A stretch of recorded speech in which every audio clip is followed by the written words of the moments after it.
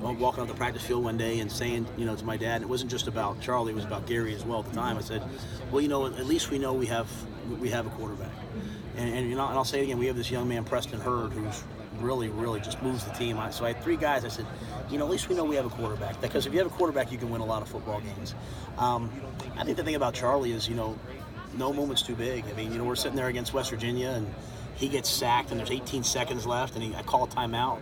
He's like, I got this, don't you? I mean, it's like a movie. I'm like, are you sure? So I just think a guy that the game comes that naturally to, that easy to, is really cool. I think I'll say about Charlie, and I'll really say this about his father as well. I put Charlie in the game last year. I think it was at Kansas State, and hadn't played him. I played him for like 3 plays, and everyone went nuts. Like Taylor's like, oh, they're all going to ask you about putting Charlie. Why you burned his red shirt? Why you burned his red shirt? Never heard a word from Charlie about burning his red shirt. Never heard a word from his father about burning his red shirt. It was like, I'm here to play football for you. I trust you guys. I trust the process, and that to me, when you're willing just to like give and say, hey, I completely trust what you guys are doing, you can go a long way.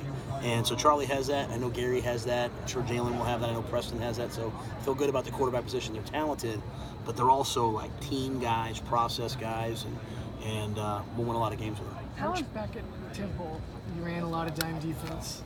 Maybe a little ahead of the curve there. Last year's Big 12 kind of flipped on its head with Iowa State rolling out there three Yep. odd, and then Texas copying it. When is Baylor going to get back into that? So we did a bunch of it early last year. Like we did it against Duke and gave them some problems, and we did it against Oklahoma and really kind of got back in the game.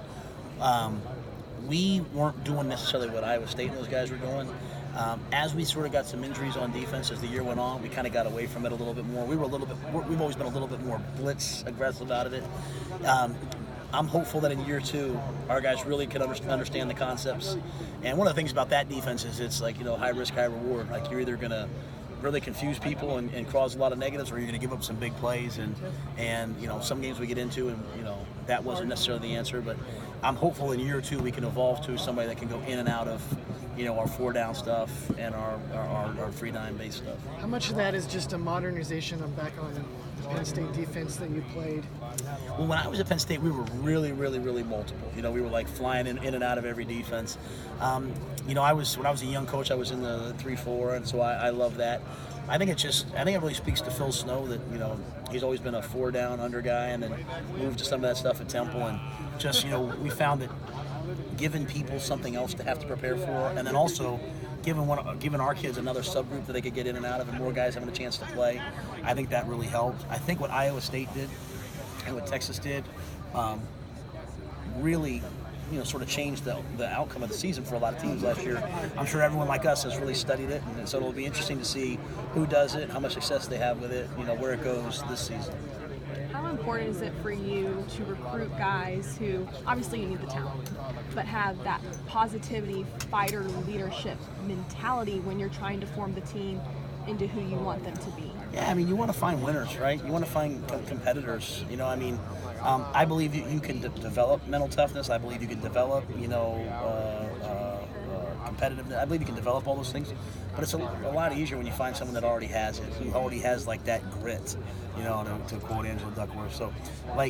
So we're always looking for that as an extra thing, right? Like if we find one of those guys that we know we're going to love the coach, because coaching's supposed to be a symbiotic relationship, right? Like we're supposed to not just, we're supposed to give and take with each other. And if you can find someone who's about that, it makes it so much more fun. It makes it, so much more engaging. And so, the best players I've coached are the ones who challenge me. That's why I like these guys. I don't just challenge them; they challenge me, and that's a good thing. That keeps me sharp. It keeps them sharp, and it builds a culture of a confrontation, but a culture of always, iron sharpening iron. Accountability. Yeah, no question.